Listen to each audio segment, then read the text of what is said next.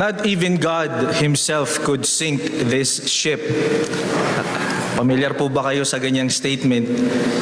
Kung maalala po ninyo, nung May 31, 1911, yan po yung pinaka-first na launch na ang pangalan po ay White Star Line. At familiar po kayo sa palabas na ito. Ito po ay naging movie at nakilala. Ang nagsabi po ng not even God Himself could sink this ship, ito po ay ang employee of the White Star Line at the launch of the Titanic on May 31st, 1911. Pero alam po natin yung nangyari just as a year later, on April 15, 1912, at exactly po na 2:20 ng madaling araw, yung the RMS Titanic, lumubog po ito in the icy waters of the North Atlantic Ocean dahil tumama po ito sa iceberg the night before. Yung kaisipan ng mga tao na hindi babagsak, hindi masisira, na iniisip ng mga tao that very moment, pinakita sa kasaysayan na reminder po sa atin that no human creation, no matter how magnificent, is beyond destruction. Grabe yung kanilang kanilang confident. Siguro, maaari kung ikaw ay nandun sa loob ng Titanic, syempre, parang, napakalaki, hindi lulubog. Pero nakita natin, as you can see, in the history and sa palabas ng Titanic, di ba? Nakita natin, lumubog ang RMS Titanic. Alam po mga kapatid, sa katunayan, ang ating sermon ngayon ay may kahalintulad sa kalagayan ng Titanic. Maaari sa panahon ni John, nakikita niya ang, of course, karangyaan, kapangyarihan ng Roman Empire o di kaya ay kagandahan ng isang kasing laki ng templo sa Jerusalem. Ngunit sa pangitain na ibinigay sa kanya, malinaw niyang nasaksihan na ang kahit na pinakamalakas na kaharian ng tao ay may wakas. Lalo na kapag ang isang lipunan ay tumalikod sa Diyos at nagtiwala sa sarili nitong kayamanan, kapangyarihan at katalinuhan, ito po ay humaharap sa tiyak na destruction or kapahamakan. Kung paano yung isang yelo po sa karagatan na ito ay sapat upang pahintuin yung barkong pinaniniwalaang di lulubog, hindi masisira. Gusto ko pong sabihin sa atin mga kapatid, ganun din ang tiyak na paghatol ng Diyos sa mga bansang nagmamataas laban sa Kanya. Kung mapapansin natin sa mga pag-aaral natin, specifically sa part ng Revelation, nandito na tayo sa chapter 18. Kung babasahin niyo pa po yung Revelation chapter 16, chapter 17, and chapter 19, laging binabanggit yung larawan ng Babylonia. Kasi ang Babylonia po ay sagisag ng, may pinoportray na makasalanang sistema ng mundo. Or maaaring sa part ng history, may pinahahayag ang Diyos dahil yung specific na templo ng Jerusalem ay tumalikod mismo sa Diyos. Kaya po, kung mapapansin natin, sinira ng Diyos ang lahat ng pagmamalaki ng tao sa isang iglap sa harapan niya at sa kanyang makapangyarihang kamay, winasak niya. Yan po ay malaking paalala sa atin ngayon bilang mga mananampalataya. So samahan niyo po ako, tayo po tumayo at buksan po natin ang ating mga Biblia sa Revelation chapter 18 verses 1 to 8. Allow me to read po sa ESV, sa English.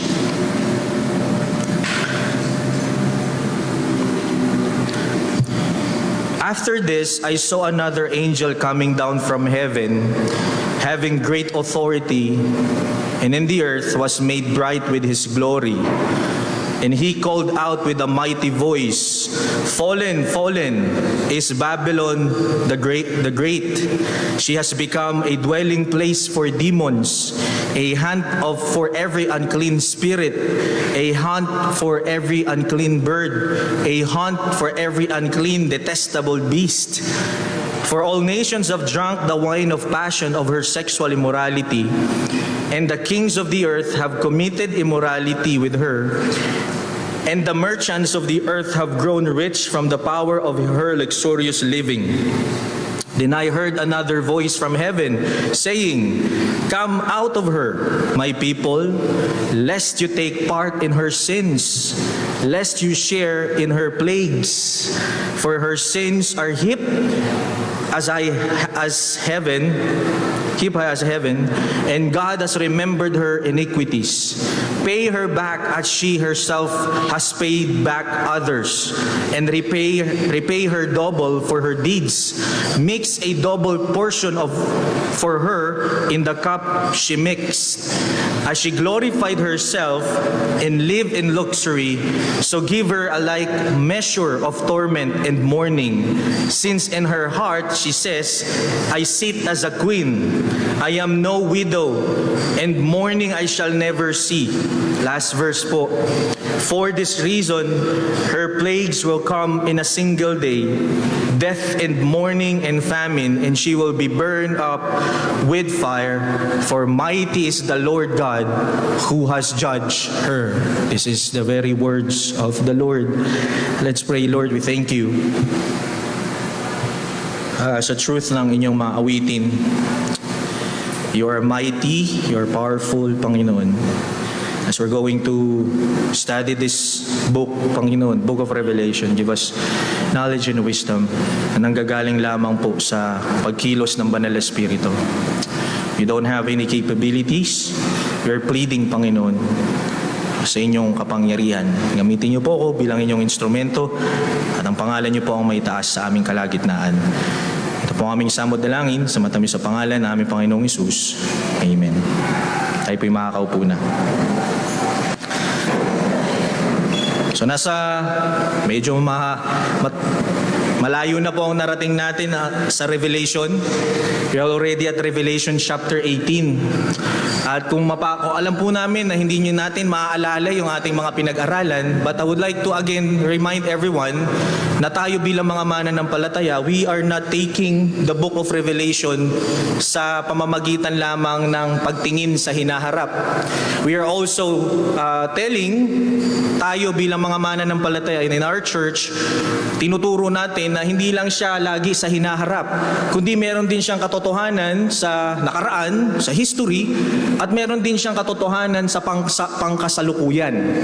Yan po yung tinitake nating posisyon bilang mga mananampalataya at bilang member ng church na ito.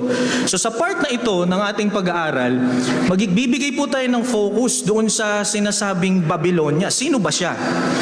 Diba? Ano yung bakit ilang beses ito nabanggit? Kung mapapansin niyo, nabanggit yung woman, yung babae, nabanggit din chapter 16, nabanggit din yung Babylonia sa chapter 16, 17, 18, and of course sa chapter 19, mababasa pa rin niyo yung Babylonian. Pero before we proceed, I would like to, of course, entitle yung sermon title natin, katulad nung last preaching, ako na yung next episode. Maraming nanonood ng Netflix. Kasi yung unang part, The Fall of Babylon, part 1. The Fall of Babylon po, ang sermon title natin, part 2. Okay? So I would like to get our message dun sa ating binasa, sa verses 1 to 8, is this, para may makuha tayo. The immoral lifestyle of the woman will be judged by God, which leads to the certainty of her destruction, commanding the church to depart from her. So dito natin kukuhain yung dalawang bagay. Una, makikita natin dito yung the certainty of her destruction and her immoral lifestyle sa verses 1 to 3. And then sa pangalawang bahagi, titingnan po natin yung the command to depart and the judgment from God. So before we proceed, gusto ko pong bigyan kayo ng perspective, no? Sino ba talaga itong babaeng ito?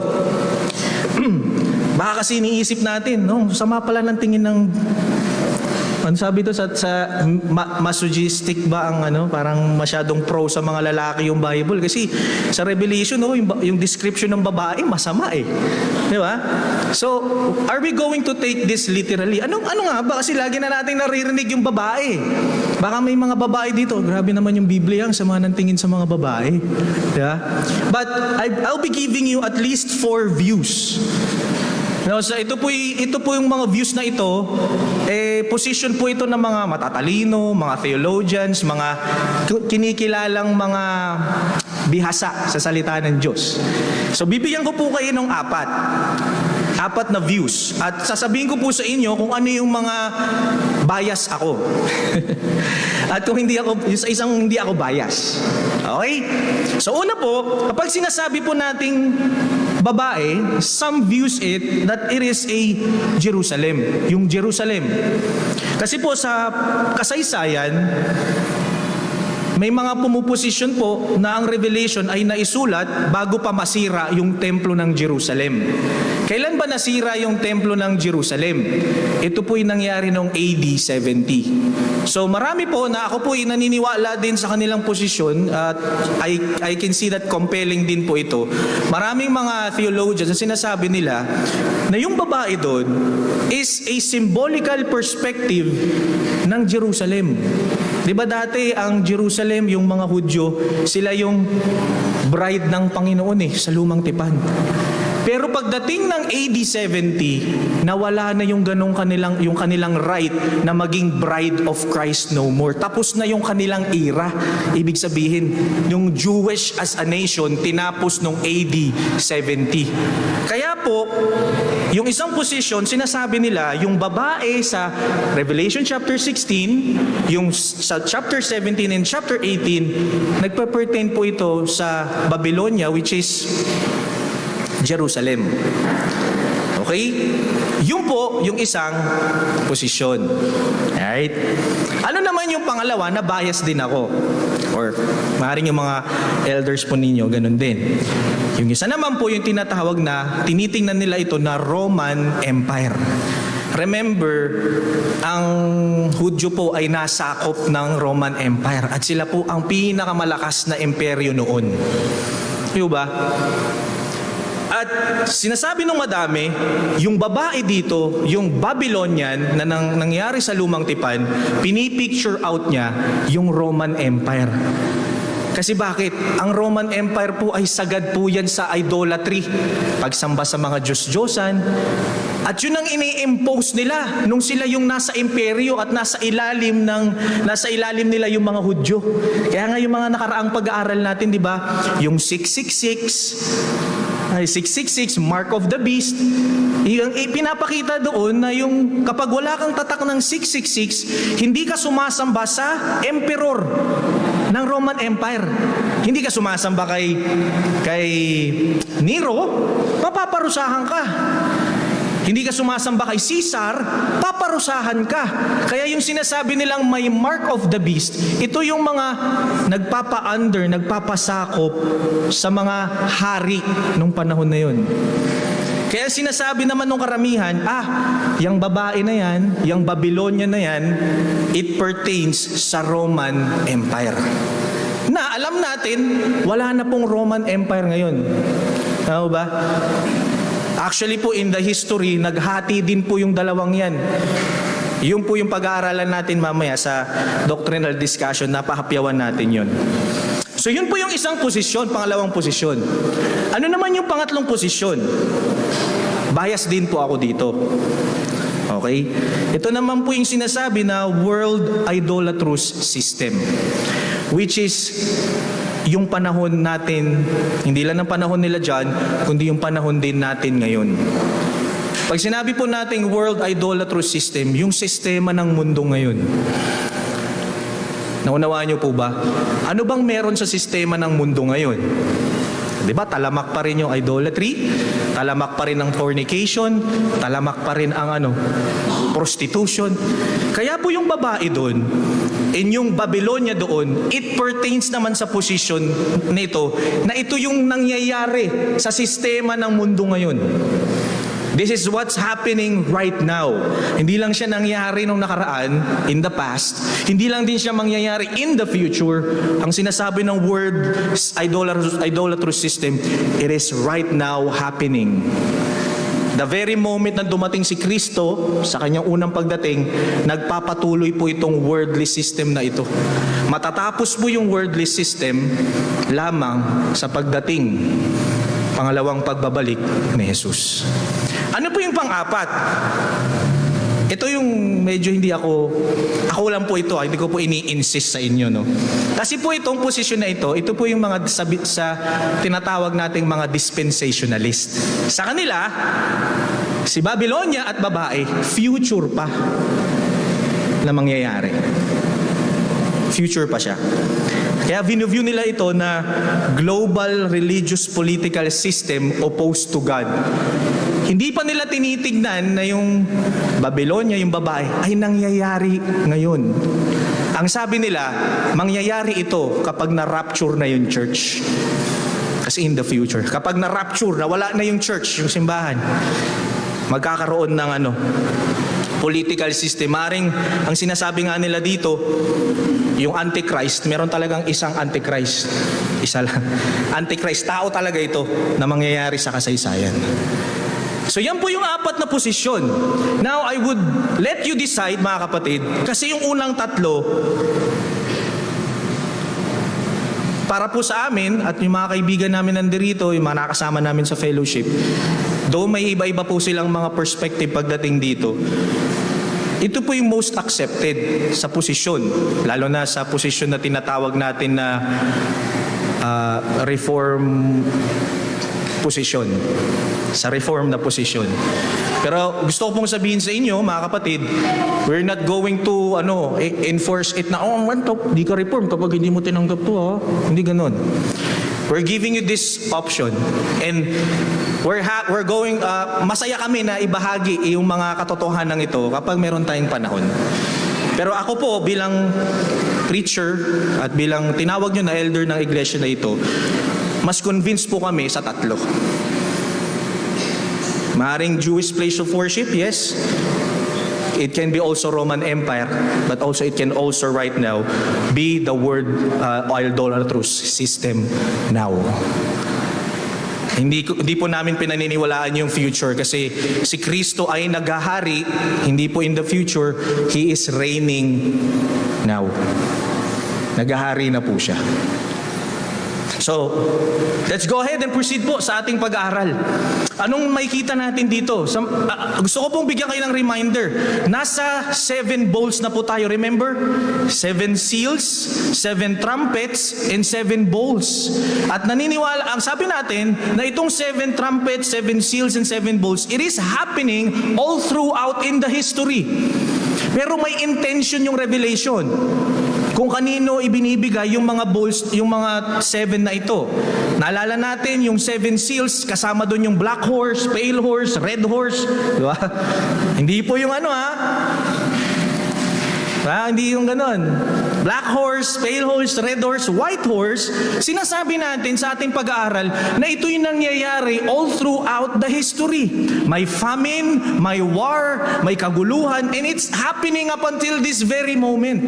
Pero, ang intention po ng four horsemen na ito, ang intention po niya ay directly sa kanino po?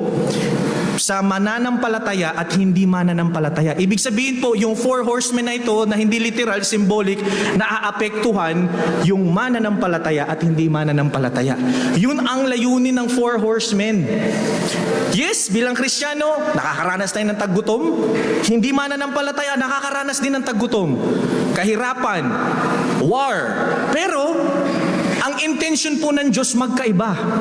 Ang intention ng Diyos sa mga mananampalataya na nakakaranas ng 4 horsemen na ito symbolically is for our sanctification. Para sa ating pagpapabanal. On the other way around, kapag ikay hindi mananampalataya, ang intention ng Diyos kung bakit ka pinararanas ng Panginoon ng war, tagutom, lahat ng mga bagay na yan is for you to see, na makita mo, kailangan mo mag-repent, kilalanin mo si Kristo bilang Panginoon na tagapagligtas ng iyong buhay. It serves sa hindi mananampalataya, yung 4 horsemen na yan, yun ang epekto sa dalawang tao, believers and unbelievers. Now, pagdating po dun sa 7 trumpets, again, uulitin natin. The trumpets, symbolically, ang meaning po niya is what? Hindi po yung trumpet na, baka yung kanta kasi, di ba, may trumpet na kanta. Tut, tut, tut, tut, tut. Hindi ganun. Yung trumpet is what serves a warning. Warning po yung trumpet sa lumang tipan. Kaya po, yung intention ng 7 trumpets na ito, yes, nakaka-apekto po ito sa mga mananampalataya, pero yung 7 trumpets na ito is what? Warning sa mga unbelievers na nagpapatuloy sa kanilang sinful lifestyle. And yet, mga kapatid, yung epekto ng trumpets, yung epekto ng horsemen na ito, hindi pa po pangkalahatan. Kaya nga kung naalala po ninyo, diniscuss natin, di ba? A third, a fourth, yun lang yung nakaka-apektuhan dun sa trumpets na ito. Pero mga kapatid, pagdating sa 7 bowls, which is ongoing, yung 7 bowls na ito, wala na pong makakatakas dito. Hindi na po warning yung 7 bowls. Ito na yung final judgment ng Diyos.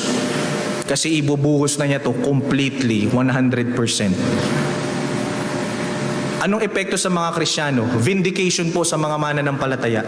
Destruction sa mga hindi mananampalataya. So as we can see here, mga kapatid, nasa 7 bowls po tayo.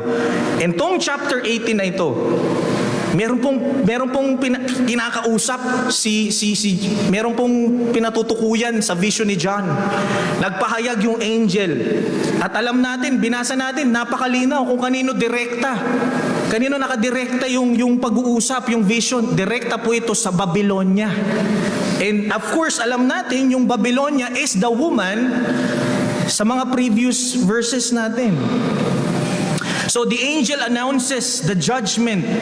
Alam niyo po, ang tindi po ng judgment, meron pong certainty of the destruction of the Babylon.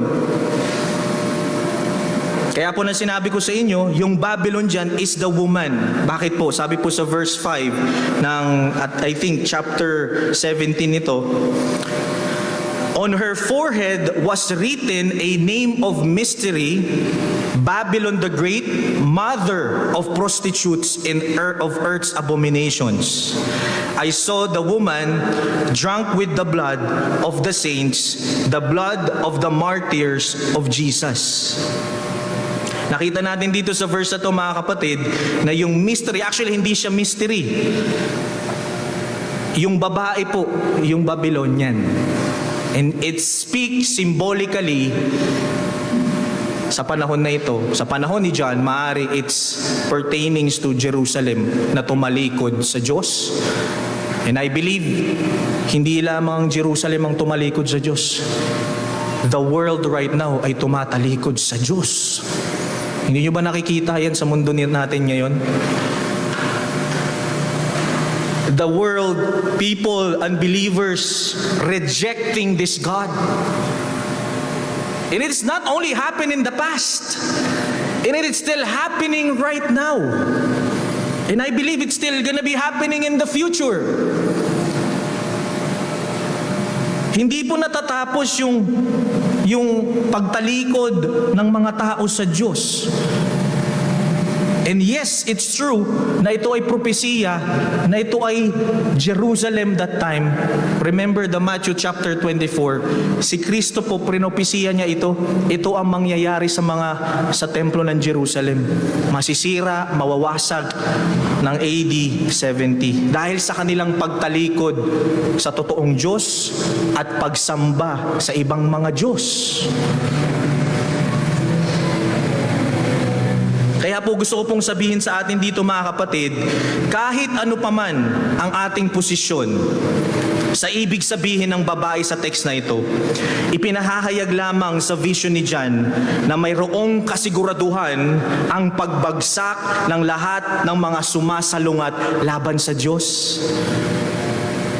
Whether you are in the Jerusalem part, whether you are in the Roman Empire position, or whether you are in the worldly idolatrous system, or whether you are on the fourth position, we have to understand na sisirain ito ng Diyos.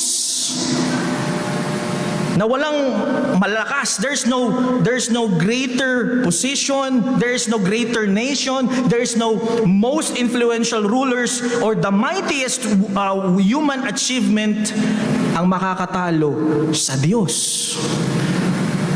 At yan ang pinapakita dito sa vision ni John. Nalalaman natin na walang makakatalo sa Diyos. He is alone the God, the sovereign God. And we should not challenge Him.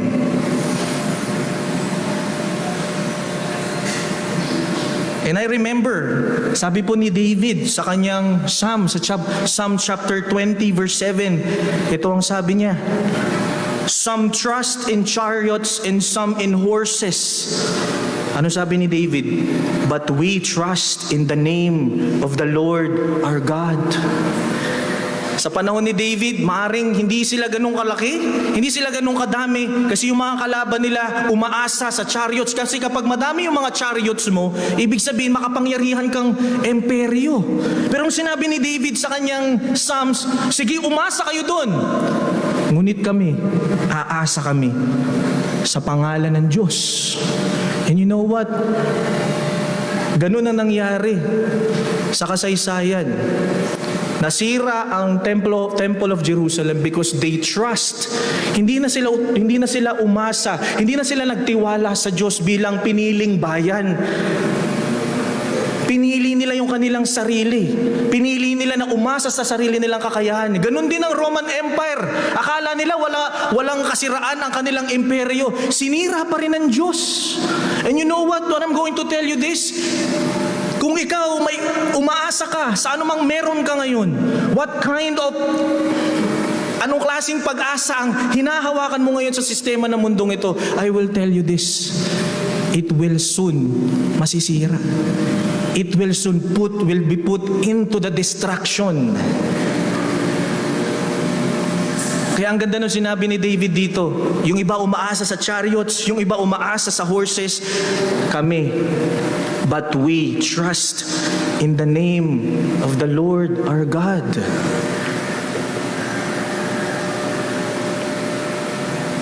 Kaya po napakatindi nung sinabi doon ni John sa kanyang vision, di ba?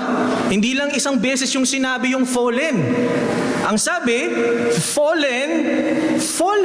Hindi kanta ni Jano Gibbs. Fallen in love with you. Hindi. Ibang fallen yun. Ito fallen, distraction. Kasiraan. At ang sa vision na yun, pinakita na certain, sigurado na masisira. Hindi sinabi sa vision na baka masira. Mga kapatid, it happened in history. Nasira ang Temple of Jerusalem. And I will tell you this, the worldly system right now, kung ito yung inaasahan mo bilang isang tao, kung umaasa ka sa kakayahan ng mundo, kung umaasa ka sa kapangyarihan, kayamanan, katalinuhan ng mundong ito, gusto ko pong sabihin sa inyo, wawasakin po yan ng Diyos. Siguradong wawasakin yan ng Diyos.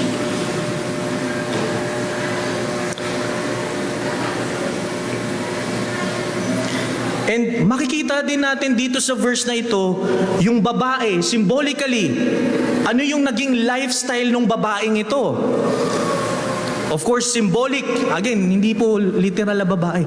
Yung naging lifestyle ng Babylonian women, yung babae na ito, nakita natin sa verse. Diba? Ang sabi doon, she has become a dwelling place for demons. Does it ring any bell? Diba ang Jerusalem dapat is a dwelling place for God? Kasi ano yun worship temple po yun.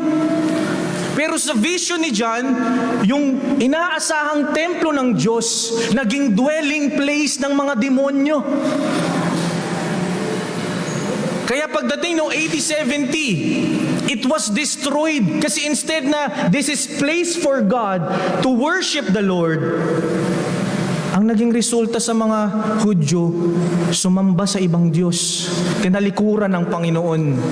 Kaya sinabi doon sa vision, yung Jerusalem, it was a dwelling place of the demons. Alam niyo po, hindi ko na po nilagay dito.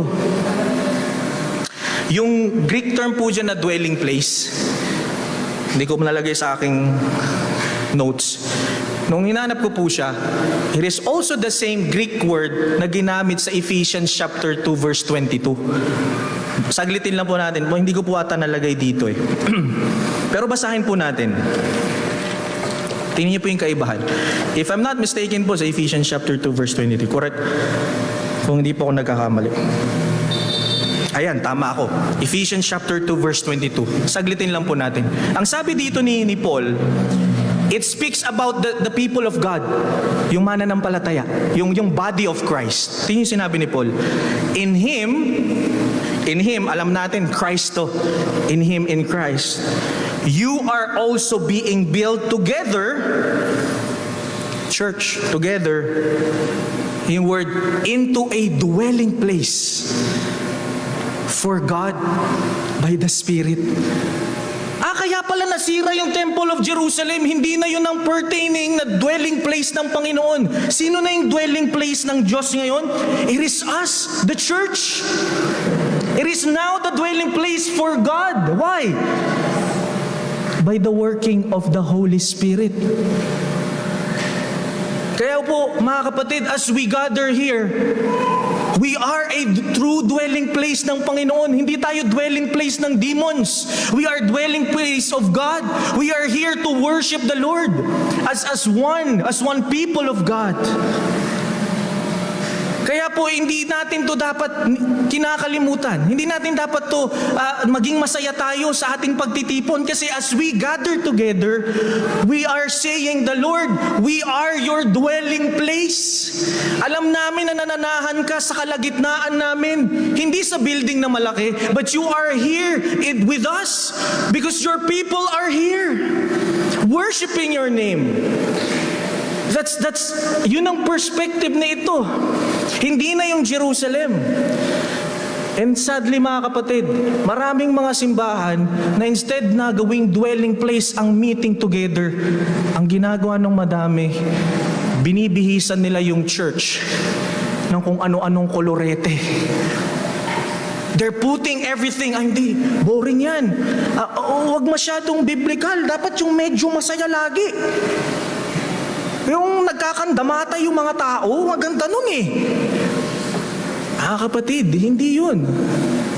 The fact that we are here gathering together as a church, we can be sure as the body of Christ that this is the dwelling place. This is the dwelling place. And we are the dwelling place for God. Because we have the Holy Spirit. Yun ang kaibahan ng Babylonia. Yun ang kaibahan ng babae. Kasi sa kanila, it is a dwelling place of what? Dwelling place for demons. Hindi na po ang mananampalataya, hindi yung mga sumasamba sa Diyos. Yung nandoon ay mga sumasamba at naging mga demonyo. Mga kapatid, gusto ko pong bigyan kayo ng kalinawan. Hindi po yung dwelling place dyan ay hindi ibig sabihin na nakatira roon yung mga possessed na mga tao. Yung napo-possessed. Hindi po ibig sabihin na dwelling place for demons. Pero makikita natin dito yung sistema ng mundo and even yung church, maaring kultura, politika o relihiyon at kabuhayan, ano pong nangyayari? Kaya po naging dwelling place yung worldly system ng demons because it was influenced by what? By the devil. Kita nyo yung lahat ng mga mabubuting bagay na ibinigay ng Diyos sa mundong ito. Bilang taong mga kasalanan, tinitreat natin yun na masama. God given us good government, pero yung mga tao na nasa government, yun ang sumisira. Right? Kaya may korupsyon. And even sa paglilingkod natin, ang minsan ang sumisira sa pagtitipon, hindi naman ng Diyos eh. Minsan ang sumisira yung mga tao na naglilingkod sa Diyos. We are the one destroying. Kaya minsan nagiging dwelling place na siya ng demonyo. At nakita niyo po yung word doon, she has become a dwelling place. Yung babae mismo, yung Babylonian, siya mismo. Ibig sabihin mga kapatid, hindi lang siya corrupt sa labas. Kasi yung dwelling place, loob eh. Hindi lang siya bulok sa labas, kundi pati sa kaibuturan ng kanyang puso, bulok siya. And that's what the worldly system right now. Hindi lang siya bulok sa labas. It pertains, katulad ng preaching natin last week, it pertains as napakaganda, napakaayos, napakalinis. Pero at the end of the day, yung pinakaloob ng kaibuturan ng worldly system na ito is what? Death. Walang ganda. And yet, many people are, what? Di ba naa-allure? I remember, naging curious lang naman po ako. Pinanood ko yung si Liza Soberano.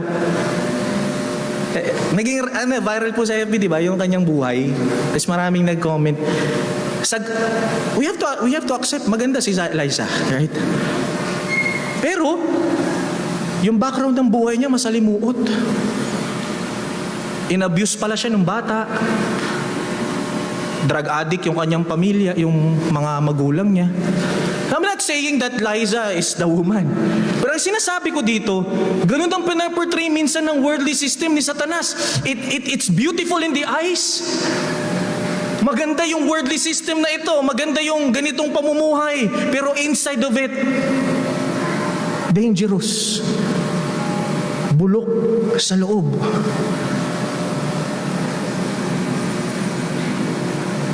And sadly mga kapatid, yung puso ng sistema ng mundong ito, yung puso ng babaeng ito ay hindi ito neutral. Hindi siya nasa gitna. Alam natin na kontrolado ito at pinamumunuan ng mga taong laban sa Diyos. That's the worldly system right now. And you know what? Yan ang ginagamit ni Satanas para mablind yung mga tao. Sige lang. Oh, Lord, parang hindi ito sapat. Lord, I want more. Sa Bible, wala namang masama di ba?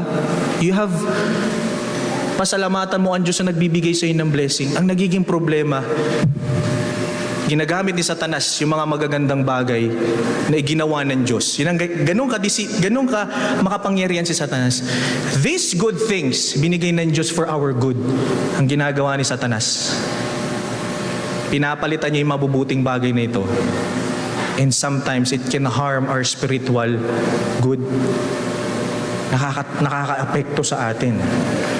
There's nothing wrong in studying. There's nothing wrong to have education. There's nothing wrong with that. There's nothing wrong to do our part as our parents to ibuhayin sila. Hindi masama na mag-achieve in this world kung meron tayong pangarap sa buhay. Pero you know what? Yung magagandang bagay na binibigay sa atin ng Diyos, ginagawa ni Satanas na parang dyan ka lang dapat mabuhay. Yan ang ginagawa ni Satanas. Yan ang ginagawa ng pandideceive ni Satanas. Sige, all of your life, gain more. Don't be contented. Yan ang gusto mo, di ba? Go! You know what? That's the worldly system. Akala natin magandang epekto sa atin, but in the long run, it will harm our spiritual life. At yun ang sinasabi dito. Sa kaibuturan ng puso ng babaeng ito, ng worldly system na ito, ng Jerusalem at ng mga corrupted world, yun ang sinasabi. At the end of the day, nakikita natin yung ating mga sarili. We are already rebelling against the will of the Lord. Yun ang nakakalungkot, di ba? Ibinigay ng Diyos sa atin yung mabubuting bagay, pero ang naging resulta, nagre-rebelde tayo sa Diyos. Lord, bakit ito lang? Lord, hindi mo na kita ipa-priority blessing mo naman to, di ba? You're already rebelling against God. Hindi yun ang plano ng Diyos kung bakit ibinigay yun sa atin yung mga bagay na ito.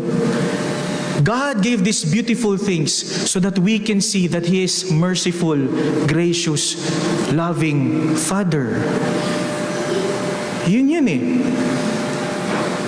Hindi for us to turn away, to rebel against Him. Kaya po sabi dito ni G.K. Bill sa kanyang Revelation Shorter Commentary, ito yung babae, as her outward glory is stripped away, yung outward, yung panlabas na kagandahan ay tinanggal, all that is left, ito yun po, are skeletal remains, mga buto-buto, surrounded by foul spirits. Sa kabila ng kagandahan at karangyaan, sa panglabas, sa loob ay nabubulok. Remember, naunawaan natin to sa mga salita ni Jesus Christ sa mga Jews, right? Sabi ni Jesus Christ sa mga Hudyo, Pariseyo, kahabag-habag kayo. Kayo mga tagapagturo ng kautusan at mga Pariseyo, mga mapagkunwari, ang katulad ninyo'y mga libigang, pinaputi, magaganda sa labas, ngunit ang loob ay bulok at puno ng kalansay. So tama si Christ kasi yun ang nangyayari sa Jerusalem. Pretending to be perfect, pretending na sila'y nagwo-worship sa Diyos, pero yung ibuturan ng kanilang pamumuhay is dead. Bulok. Kaya sabi ni Jesus Christ, so ganyan-ganyan kayo. Sa paningin ng tao'y mabubuti, ngunit ang totoo'y punong-puno kayo ng pagkukunwari at kasamaan. And I believe, mga kapatid, hindi lang ito nangyayari sa Hudyo, hindi lang ito nangyayari sa Pharisees, and we have to accept maraming mga quote-unquote Christians. They think that napakalinis nila. They think that they are the ones following the Lord. They're thinking na itong mga kapatiran ko na to, mga walang ano ito eh. Ako lang yung pinakamagaling. Ako lang yung sumusunod sa Diyos. Ako lang yung tapat sa Panginoon. You know what, mga kapatid, we have to examine ourselves. Kaya baka tinatrato mo yung mga kapatiran mo na ganun, na mas mababa sa'yo, baka kasi ikaw yung Pariseyo. Baka you're not already thinking, tinitingnan mo yung sarili mo, teka lang, ako nga ba ito? Baka ako ito bilang isang mananampalataya.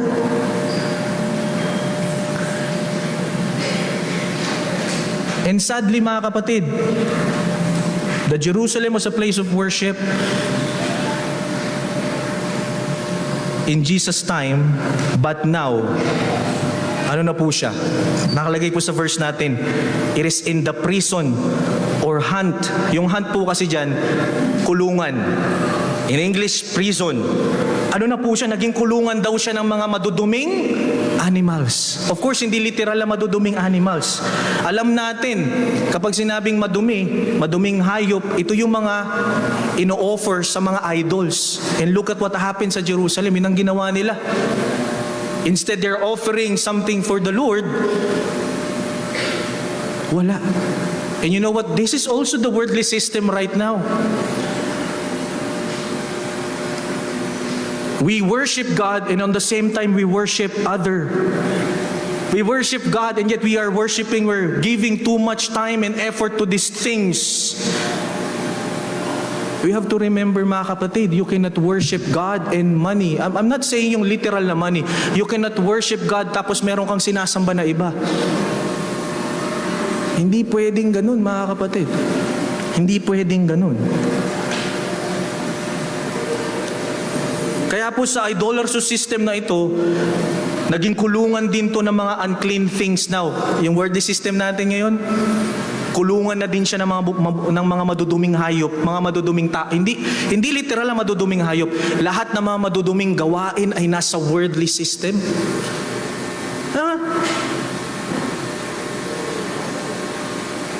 Ang ganda ng intention mo, di ba? Pag-post mo sa Facebook, pero dahil may mga maduduming perspective, yung magandang intention mo, nagugulat ka na lang, bigla na lang may nag-a-appear na kung ano-ano. Right? Hindi lang yung ganong klaseng perspective, pero minsan, sa trabaho, ang ganda ng intention mong papurihan ng Diyos, pero yung mga kasamahan mo sa trabaho, anong ginagawa? Those are unclean things. You want to worship God while you are working and yet your fellow employees, anong ginagawa? I've experienced that, mga kapatid. Akala namin nung best friend ko dati si Michael Talagang desperado kami maghanap ng trabaho. Ang trabaho po namin doon, diabetic supplies sa US. Akala namin legitimate yung company. Kasi ang gagawin namin, mag-offer kami ng diabetic supplies sa mga taga-US. Tapos, yung mga pain cream, nagulat na lang kami. Sabi ko ba, nagduda kami. Kasi ang ginagawa pala nila, yung mga tinatawagan namin, mga membro dati ng Obamacare. Alam niyo po yung Obamacare? Sa US po kasi may ganong klaseng healthcare system, Obamacare. Yung Obamacare, ito po yung nagpo-provide ng kanilang diabetic supplies. Kapag under ka doon, sila yung magbibigay ng diabetic supplies. Ang ginagawa, hindi namin, 1 week lang po ako doon. A week ago, nalaman ko na ang ginagawa pala ng company namin, nagpapanggap kami yung diabetic supplier nila. Tapos, ang gagawin pala, bibilhin nila ng mas malaking halaga yung diabetic supplies. Yung mga tinatawagan namin, mga nanay, mga lola, mga matatanda. Hindi kami nagtagal. Sabi namin, ano to? Fly by night. Yung mga term po sa BPO Pag sinabi po natin fly by night, hindi literal. Yung mga bogus. So 1 week lang kami noon. Alam niyo po, na-raid na pala yun. Nagulat yung umalis kami, may nagkwento, na-raid na daw yun dati. And you know what, mga kapatid? That's how unclean things in the world right now. Kaya mga kapatid, if you are a Christian, you have to show that you are the salt and the light of the earth. In your workplace, if you are an employee, if you are a CEO, if you're a boss, show them what is Christian looks like. If you are Christian parents, ituro natin sa ating mga anak yung katotohanan ni Kristo. Because this world are unclean things. Ito ay kulungan na ng mga maduduming hayop. Ito ay kulungan na ng kung ano-ano mga karumihan, kasalanan na kinasusuklaman ng Panginoon.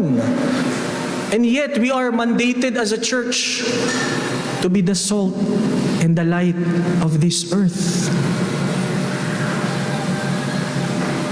Kaya po mapapansin nyo dyan, sino po yung mga nasa mga maduduming sinasabi dyan? Sino po ito? Ginagamit nila sino? Ginagamit po yung mga nakalagay dyan, nations, kings, merchants. Nakita niyo po yung verse natin? Sinabi nations, kings, merchants.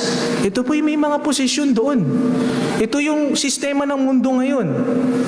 Nation, kings, and merchants.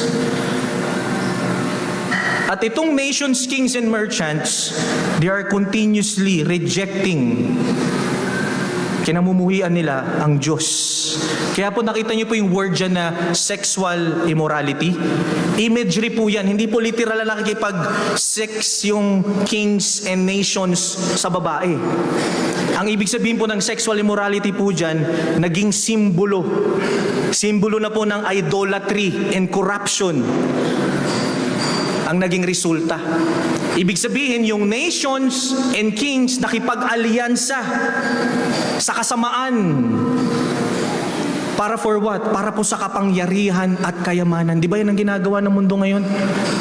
In order for you to gain power, lumapit ka sa pinakamalakas na politiko. In order for you to gain more money, kailangan maging nangyayari yan during pandemic, mga kapatid. Ang yumaman, ano po yung mga yumaman? Pharmaceutical companies. And they took advantage. Kung ano yung nangyayari? Para lalo sila mag-gain ng kapangyarihan, mag-gain ng power, mag-gain ng money. Yan po ang worldly system right now. Kaya po sa trabaho natin, sa school natin, huwag kang makiayon. Kung sa trabaho mo, obvious ang padulas. Huwag kang magpadulas. Kung sa pag-aaral mo, obvious ang pangungopya ng mga classmates mo, huwag mong gawin. Kung sa circle of friends mo, obvious na niloloko yung mga magulang mo, instead na yung pang tuition, ginagawa sa ibang bagay, huwag mong gawin, kapatid, sa Panginoon. Bilang mananampalataya. Don't do it. Alam nyo, kaya meron isang kanta na naalala ko, no? Pasensya na ho kayo. Malapit na po ako matapos. Pero, meron pong punk na banda, punk siguro late 80s. Ang pangalan po ng banda na ito, The Woods. Pakinggan niyo po yung kanta nila na Nakalimutan ng Diyos. Napakaganda ng lyrics. Hindi Christian, pero totoong nagsasalita kung anong nangyayari sa mundo. Ito yung sabi nila doon sa isang part ng lyrics. Dito ba sa mundo, ano ba ang tunay na kailangan? Ang magpakasarap at magkamit ng kayamanan. Yan yung sinabi niyo. Anumang kayamanan na akala mo'y walang hangganan, darating ang panahon, yan ay iyong iiwan. Pakinggan niyo po yun. Sabi niya doon sa dulo, may pera, kilala, bantog, tapos pinasabi niya, pero nakalimutan ng Diyos. You know what? That's the worldly system now. Hindi lang to nangyayari sa panahon ng mga Hudyo. It is happening right now. People are rejecting because of what? People rejecting God because of what? Temporal happiness, temporal things, temporal na kaligayahan. And we as Christians, mga kapatid, dapat hindi ganun ang perspective natin. Kaya this is my point sa ating unang heading. God will certainly destroy every corrupt and idolatrous system, no matter how powerful it appears, because it is ultimately under the dominion of Satan and in rebellion against Him. Yan ang sigurado mangyayari. Sisirain ng Diyos. Pangalawa, makikita natin dito mga kapatid, the command to depart and the judgment from God. Nakita niyo po ba yung salita dyan? Nakita niyo po yung sinabi dun sa verse? Balikan po natin. There is a command. Sumigaw yung angel. Anong sabi niya dun sa verse 8? Sa chapter 18. Sa verse 4. Anong sabi? Then I heard another voice from heaven saying, come out of her, my people. Kilala niyo na po kung sino yung nagsasalita. Sino yung nagsasabi na my people? It's God. Si Christ. Come out of her. Depart. Alam niyo mga kapatid, minsan may mali tayong pagkakaintindi sa salitang depart. Pag naririnig natin, ang agad na iniisip natin, para tayong, katulad ng sinabi kong example before, para tayong mga monks. Ang ginagawa ng mga monghe, iiwas sa syudad, lilipat sa bundok, doon natitira para makaiwas sa tukso. Meron din, ito nakakalungkot, sinasabi nila, Baptist sila, pero yung mga Amish, if you're familiar sa Amish, yung mga Amish, grupo po ito, ang ginagawa nila para makaiwas sila sa mundo, ang gagawin, wala silang TV, walang cellphone, lahat manual, lahat makaluma. Kaya meron po napanood na documentary, Amish po siya, walang kahit anong walang tsinelas, talagang buhay old school. Yun po yung mga Amish. Minsan, yan ang nakikita nating ibig sabihin pag sinabi nating depart. Or on the other way around, ito naman po yung isa. Very common din po sa mga Baptist, yung tinatawag nating fundamentalist. Anong ginagawa ng mga fundamentalist? Ang iniisip nila na depart, ang ginagawa ng mga fundamentalist, yung paglayo sa mga cultural activities. Ano po ito? Ano yung mga cultural activities na pwede nating maisip? Di ba? Panonood ng sine, paggamit ng cellphone, cultural activity, pagsuot ng sapatos na Nike. Yes po. Pagsuot ng may mga demonyo dito, fundamentalist po yan Cultural activities. Akala ng mga ibang Christian, ganun ang ibig sabihin ng depart. And unfortunately, kapag ang kaisipan mo bilang fundamentalist, ganun ka, usually ang nangyayari, nauuwi minsan sa legalism. Di ba, akala mo ikaw na yung masunurin sa Panginoon kasi hindi ka nagsusuot ng mga demonyong damit?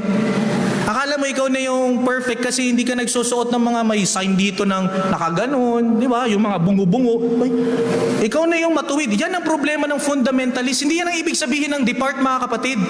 Hindi sinasabi dito ng Bible, come out of her. Anong ibig sabihin ng come out of her?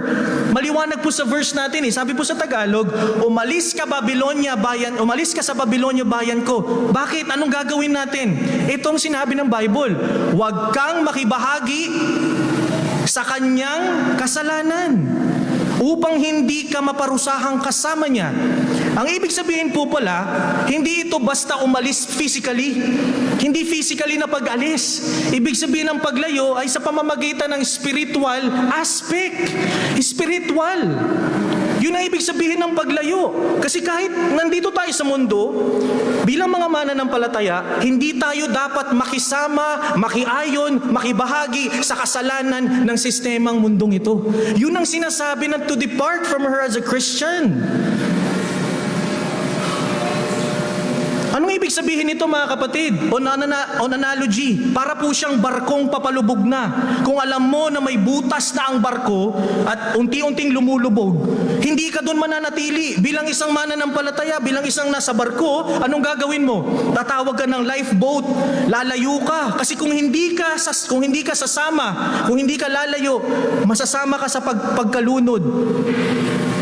Ano ibig sabihin niya mga kapatid? Ang ibig sabihin po, ang lifeboat na yun mga kapatid, kung titignan natin, ay para po yung lifestyle, yung kabanalan ng Diyos.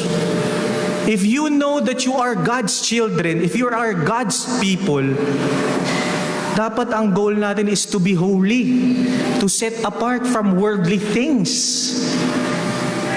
Kaya tayo hiniwalay ng Diyos. We are called out once. Tinawag tayo ng Diyos to be holy. Hindi ho ba?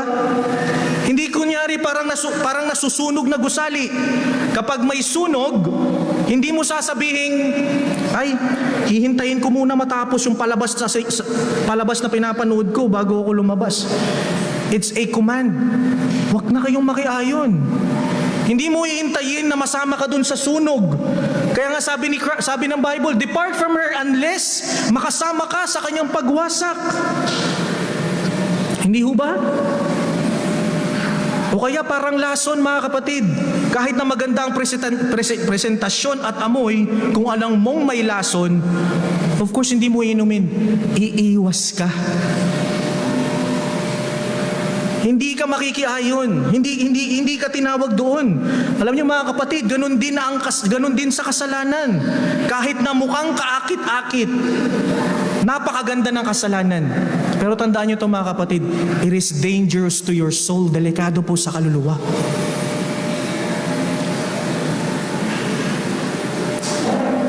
Mga kapatid, tinatawag tayo ng Diyos na maging banal. Huwag makibahagi sa kasalanan ng mundo. Tayo po'y tinatawag ng hari na may dignidad, may pagkakakilanlan. Hindi dapat tayo nakikihalo sa gawain ng alipin. Gawain ng alipin yun eh. Tinawag tayo ng hari. Yun ang gawain ng mga makasalanan ng mundo. We are not called to be slaves. We are heirs of God. Tinawag tayong mga anak ng Diyos. Hindi tayo tinawag ng alipin sa kasalanan.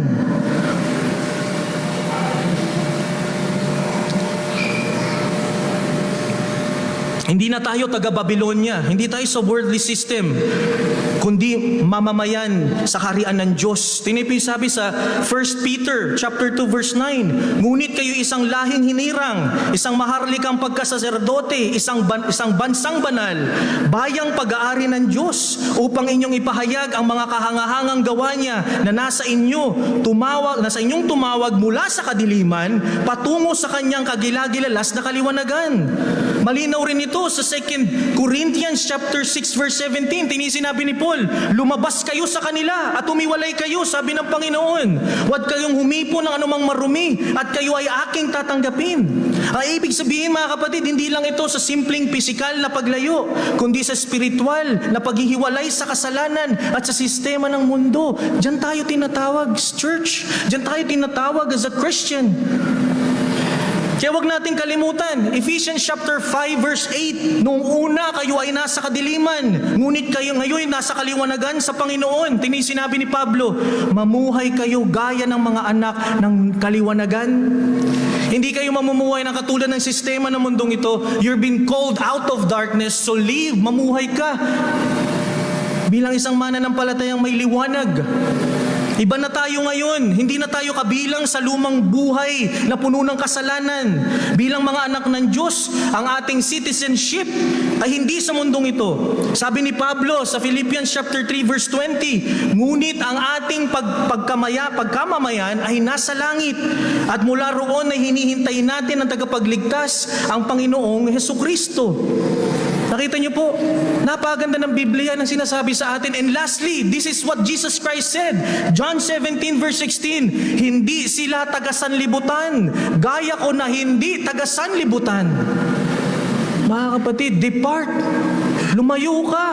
Hindi yan ang pagkakakilanlan mo. It's not your identity. This church is not the worldly identity. Hindi yan ang identity ng church. We are called to separate, to be holy, to live righteous in this fallen world. Kaya po sabi ni Warren Wiersbe sa kanyang commentary, the true unity of the Spirit ay babae ng sistema ng mundo. Mga kapatid, napakalakas ng imaheng ito. Ang kasalanan ng Babylonia, isipin niyo po ito, ay parang tambak ng basura na iniipon-ipon hanggang umabot sa langit. Isipin niyo, parang isang basurahan na hindi tinatapon, kundi araw-araw dinadagdagan hanggang sa hindi na kayang itago. Yung baho, yung sobrang daming basura na tinambakan, ang resulta mga kapatid, umaalingasaw ang baho. Alam niyo mga kapatid, ganun ang kasalanan sa mundong ito. Yes, hindi pa nare-reveal, pero tumatambak ang kasalanan, and later on soon, mga kapatid, yung kasalanan na ito ay aabot sa punto na haharap na ito sa hustisya ng Diyos. Kita niyo yung sinabi yung word doon, God has remembered her iniquities. Hindi ibig sabihin mga kapatid na, biglang naalala ng Diyos, oo nga pala, yung Jerusalem may kasalanan to, naalala ko yung magulong sistema ng mundo, bigla akong naalala. Hindi ibig sabihin ng mga kapatid, nakalimutan ng Diyos yung kasalanan ng magulong sistema ng mundo na ito. Ang ibig sabihin mga kapatid, ito, hindi kinakaligtaan ng Diyos ang kasalanan. Maaring tahimik siya ngayon, pero darating ang panahon ng singilan. Akala mo nagpapatuloy ka sa kasalanan mo ngayon, hindi nakikita ng Diyos to. Hindi alam na makakapatiran ko to sa Panginoon. Gagawin ko ng gagawin. Parang tambak po yan ng basura na naiipon. At yung tambak ng basura na yan, aalingasaw po yan. At amoy na amoy po ng Diyos yung kasalanan na yan. Alam niyo po yung ledger? Yung ledger po sa accounting. May accounting po tayo dito, di ba? Yung ledger sa accounting, lahat po yan, alam yung utang, lahat ng mali, naka-record po yan.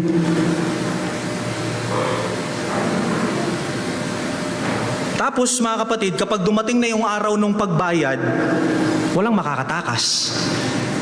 Ganun ang judgment ng Panginoon. Tingnan niyo sinabi dun sa verse 6, pay her back as she herself paid back others, and repay her double for her deeds.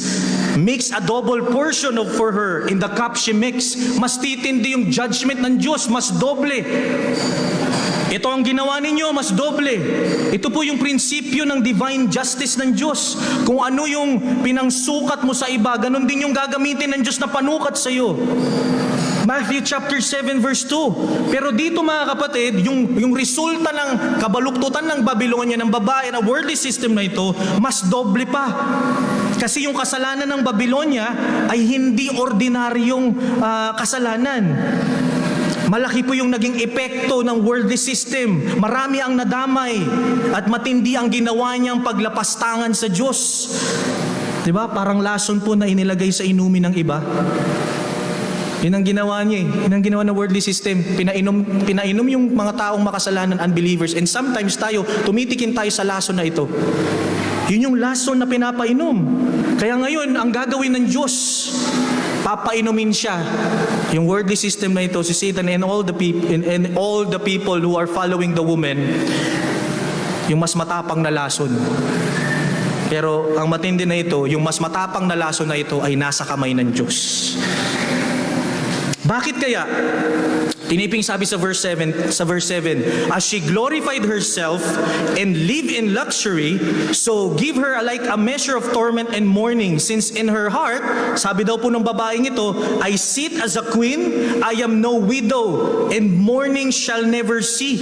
Ito po yung ugat ng problema kung bakit uhusgahan ng Diyos yung worldly system in Jerusalem. Ano po yun? Pride, pagmamataas. Itinataas niya yung kanyang sarili, namuhay sa karangyaan, nag-akala na walang makakatumbas sa kanya, Kaya nga ang sabi niya sa puso niya, ako'y reyna, hindi ako mababa, walang kapighatian na makakaabot sa akin. Grabe no? Ganyan ang sinasabi ng mundo ngayon. Hindi ako maghihirap, hindi ako makakaranas ng kahirapan, kaparusahan. Safe ako. Ganyan ka-pride ang mundo ngayon. Pero darating sa punto that God will judge these people.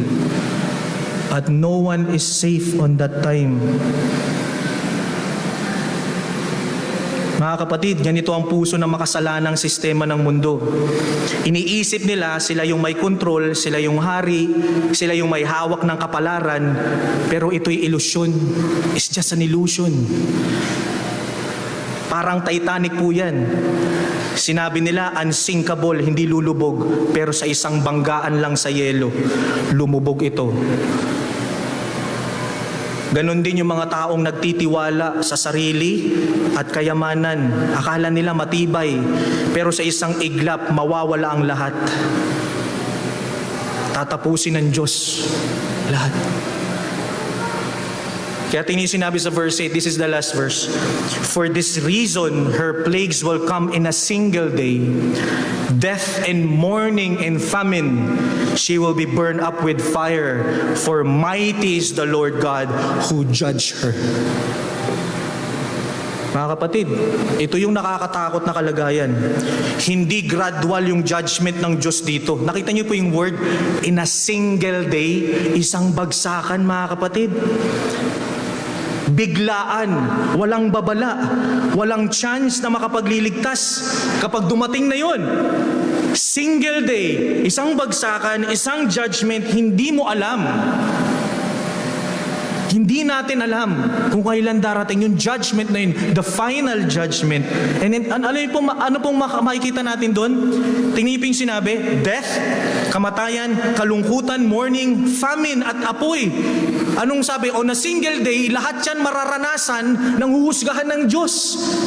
On the other way around, if you are in Christ, you will not experience death. Hindi mo na ma-experience yung kamatayan. Hindi mo na ma-experience yung famine. Hindi mo na ma-experience yung kalungkutan. At hindi mo na ma-experience yung fire. Yun ang kabaligtaran sa mga mananampalataya. At kung ikaw'y wala kay Kristo ngayon, maybe you are nasa magandang posisyon ka ng buhay mo ngayon, pero kung wala ka kay Kristo, darating ang paghuhusga ng Diyos. Makakaranas ka ng kamatayan, makakaranas ka ng kalungkutan, makakaranas ka ng tagutom, makakaranas ka ng galit ng Diyos sabay-sabay. Bakit mangyayari ito? Sabi po sa verse natin, mighty is the Lord. Mighty is the Lord God who judged her. Kaya mangyayari yon because God is mighty.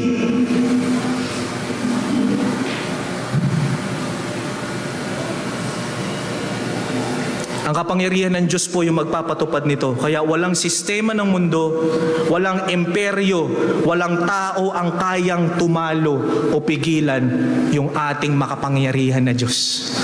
Walang makakagapi. Kaya this is my point mga kapatid before I end. God's judgment on Babylon is certain because her sin is great, her influence is corrupting, and her arrogance is against God.